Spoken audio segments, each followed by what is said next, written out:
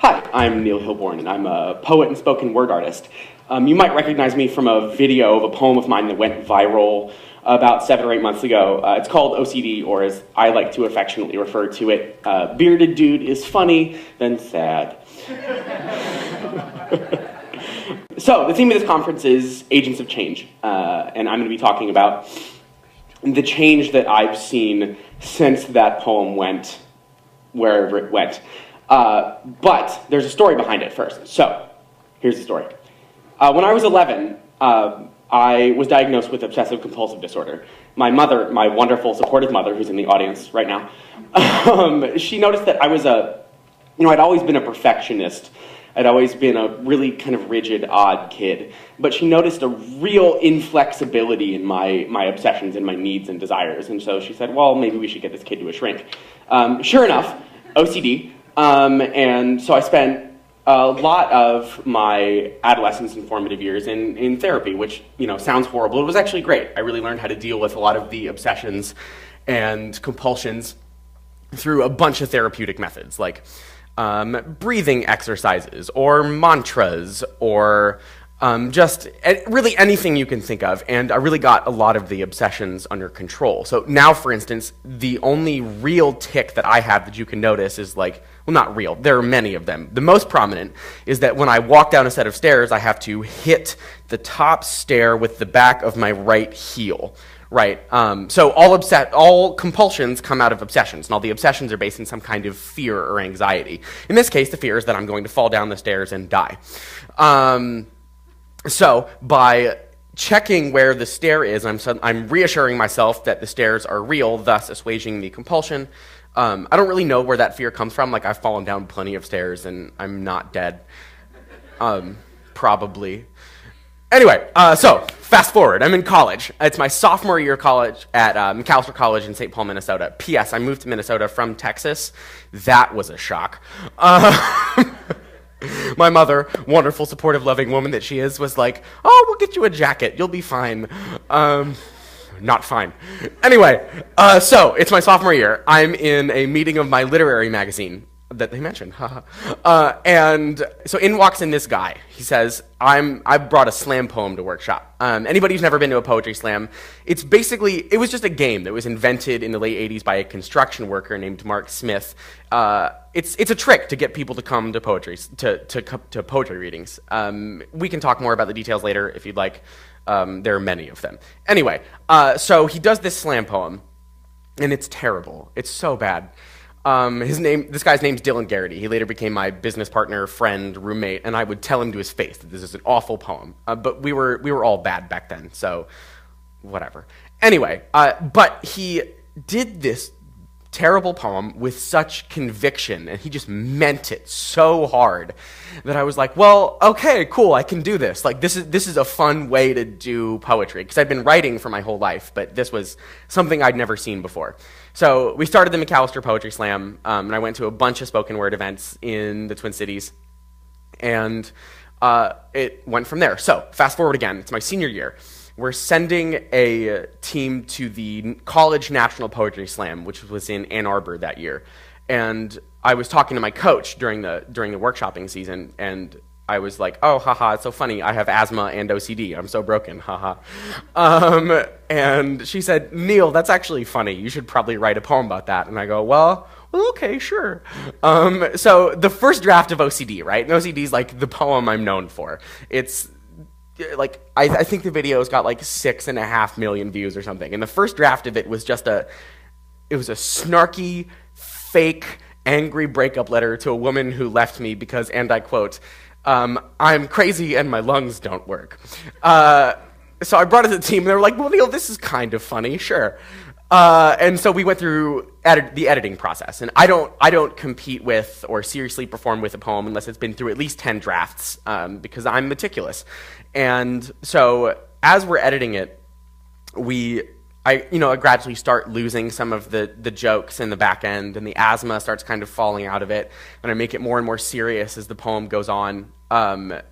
And then we went to College Nationals. We actually won that year with this poem, and it goes something like this.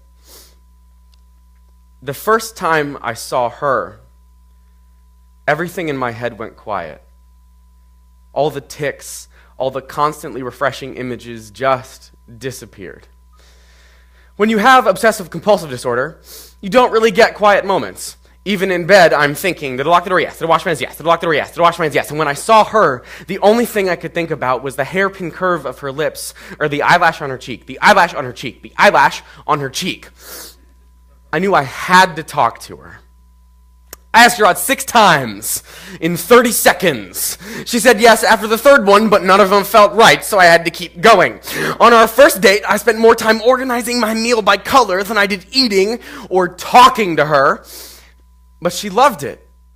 She loved that I had to kiss her goodbye 16 times or 24 times if it was Wednesday. She loved that it took me forever to walk home because there are lots of cracks on our sidewalk. When we moved in together, she said she felt safe, like no one would ever rob us because I definitely locked the door 18 times. I'd always watch her mouth when she talked, when she talked, when she talked, when she talked, when she talked. When she said she loved me, her mouth would curl up at the edges. At night, she'd lay in bed and watch me turn all the lights off and on and off and on and off and on and off and on and off and on and off and on and off and on and off.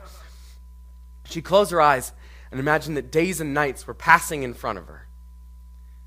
Some mornings, I'd start kissing her goodbye, but she'd just leave because I was making her late for work. When I stopped at a crack in the sidewalk, she kept walking.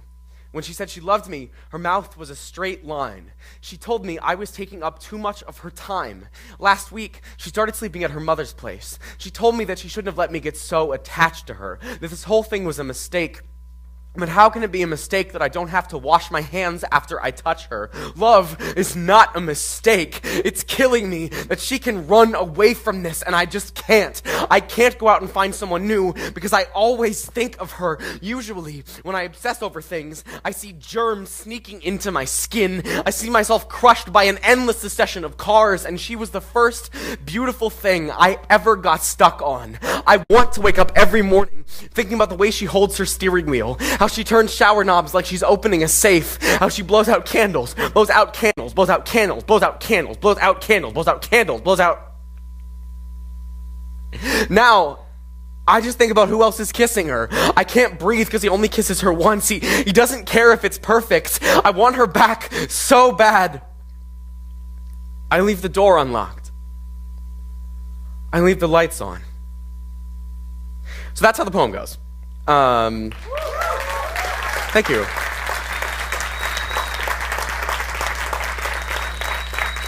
I appreciate that. Thanks. So I'd been doing that poem forever, right? We won college nationals that year. I went on tour a couple times, and I did it every night, every performance I'd ever been in. And I eventually got tired of it. I felt like I wasn't delivering it with the same sort of conviction I had been before. So I retired it, right? And then we went to this competition in Madison, Wisconsin. And my friend Sam Cook, who's the CEO of Button Poetry, who recorded the video, he's a big part of the reason why I'm here. So thanks, Sam and Dylan. You're great. Anyway, and Sam was like, Neil, just go do OCD. Go do it. I don't have a good video of it. Just get up there and do it. So I recorded the video. Not much happened. And then that August, right, we're driving to the National Poetry Slam in Boston, and we stop in Cleveland, and we stop for the night. And I wake up in the morning, and Dylan says, Neil, you're on the front page of Reddit. OCD has like 1 million views. And I'm like, no, shut up. No, stop. It's not happening. No, cut it out. And then over the week, it got more views, and I did interviews with like NPR and Huffington Post, and a ton of people saw the video, and it was really cool. So that's the story of the poem. Change. I'm here to talk about change. I noticed a huge change in my life. I signed with a booking agency, and I'm touring professionally now. Like, poetry is my job, which is nuts. Like, you can make money doing poetry? What? I've been doing it for close to a year now, and that's just crazy. Like, it's still bizarre to me. But this isn't about me. I'm not talking about me. The first major change that I noticed was in internet comment sections, like on Reddit and Facebook and HuffPo, and even on YouTube comment sections. YouTube, the cesspool of the internet. I love you, YouTube. You pay a lot of my bills. Thanks.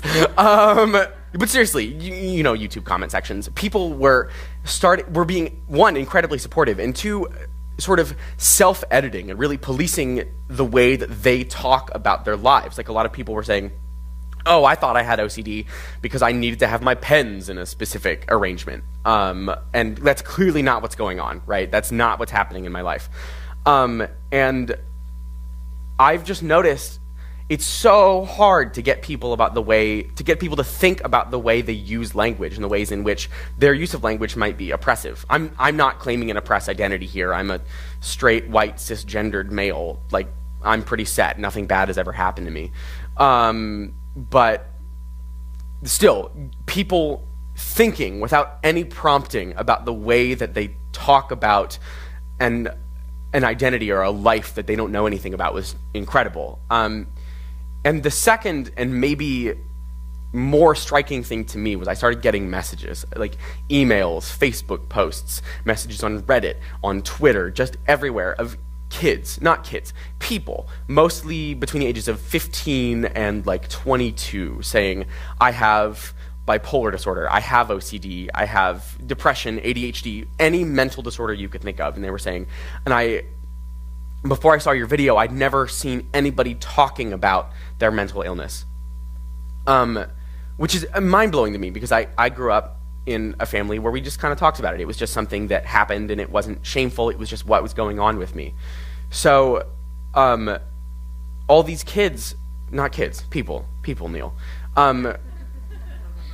were saying, I can talk about it now. I tell my friends about it. It's not just something I can only talk about with like my therapist or like the one person who's closest with me. And it's mind-blowing to me, this sort of stigma that we have in America, and maybe the world. I can't speak to the world, but certainly in America, where a mental illness is something shameful. It's something that you should only talk about with your immediate, like your parents and your therapist, and that's it. So if you can take anything from this, so I said I don't have any statistics. I have one statistic, and that's 1 in 2, 50% of people, all people, are experiencing right now some kind of mental dysfunction. So if it's not you, it's the person sitting next to you. Seriously though, it's true. And I mean, like that's really funny to me, but it's something that's really going on in like at least half the people in this room, maybe more. I don't know. I don't know your life. And so here's the thing. I don't know how to fix mental illness. I don't know how to fix this stigma, but I know that the place that helped me start was being able to talk openly and honestly about it. So if you have a mental illness, just don't be afraid to just talk about what's going on in your head. You know, it's not something horrible. It's not the end of your life. It doesn't define you. It's just part of who you are. So find somebody that you trust. Tell them just what's going on. If you are that somebody that they trust. Now, I'm not trying to tell you what to do. I just know that this is what's worked for me. The people in my life who have really helped me, just listen. They're not trying to fix me. They're not trying to change anything about what's going on in my head. They just say, I hear you. I love you. I'm listening. So, change, right? If you want to be an agent of change, 2 things: listen and speak up. Thank you.